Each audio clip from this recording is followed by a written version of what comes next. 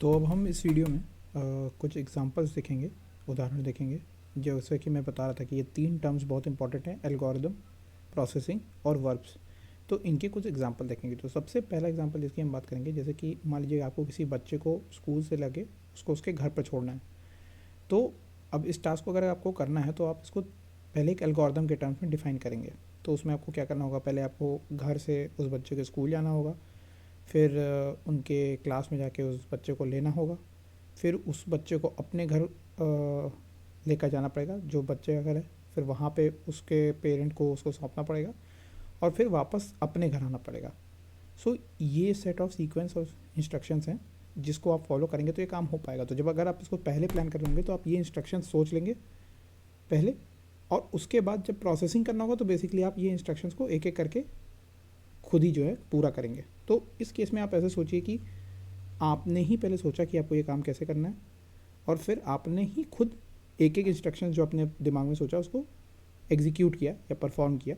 अच्छा, इसमें एक और जो बहुत महत्वपूर्ण बात हुई है कि आपने जैसे ये बोला कि घर से बच्चे के स्कूल जाइए, तो ये एक वर्ब है। वर्ब मतलब कि आपको पता है कि ये काम करने का आपको इतने अच्छे से अंदाज़ा है कि आपको इसमें और डिटेल में जाने की ज़रूरत नहीं है।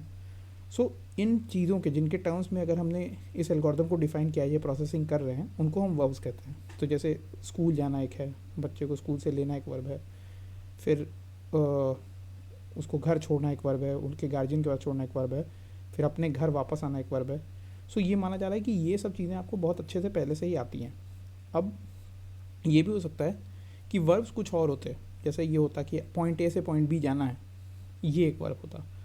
तो फिर जो है एल्गोरिदम उस वर्ब के हिसाब से डिफाइन होता है, ना कि इन वर्ब्स के हिसाब से। तो बेसिकली वर्ब्स वो इंस्ट्रक्शंस हैं जो बेसिक हैं, आपको पता है कि ये आप कर ही लोगे, और फिर उसके टर्म्स में आप कोई भी एल्गोरिदम डिफाइन करते हो और फिर प्रोसेसिंग करते हो। अभी आप यही सोचिए कि अगर वर्ब्स का सेट दूसरा होगा तो आप एल्गोरिदम भी दूसरी तरह से डिफाइन करोगे और प्रोसेसिंग भी दूसरी तरह से करोगे।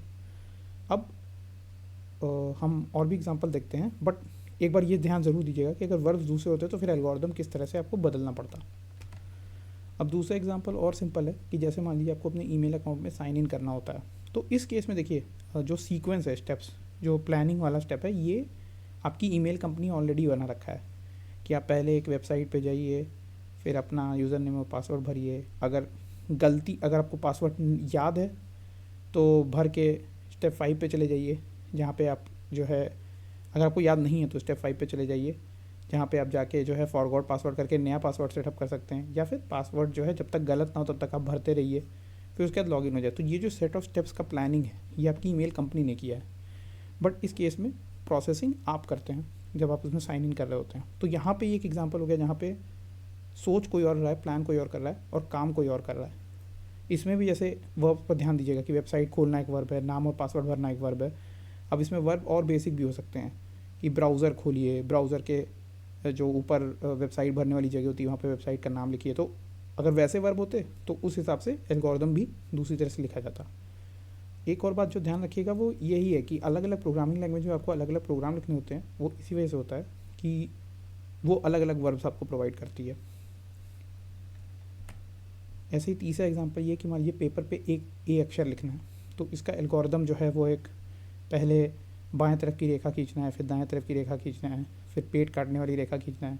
तो ये प्लानिंग आप अपने दिमाग में कर लेते हैं और फिर आप किसी बच्चे को पढ़ाते हो तो फिर वो आप जैसे बता होता है उस तरह से लिखता जाता है। सो इस केस में सोच आप रहे हैं और कार्य करने वाला जो है वो छोटा बच्चा है। अब इसमें वर्ब जो हमने ये मान लिया कि रेखाएं खींचना बच्चे को पता है। अब इसके अलावा और भी बेसिक हो सकता है, अगर उसे और भी कम पता हो तो शायद आप इसमें और ज़्यादा रखेंगे कि पॉइंट ए पे रखिए, फिर पॉइंट बी पे रखिए। अगर उसे रेखा खींचना नहीं होता है तो आप उसके हिसाब से, वर्ब के हिसाब से एल्गोरिदम बनाएंगे, जैसा कि मैंने बताया। तो ये 3 कॉन्सेप्ट हैं जो कि हमेशा ध्यान रखने हैं, एल्गोरिदम, प्रोसेसिंग और वर्ब्स।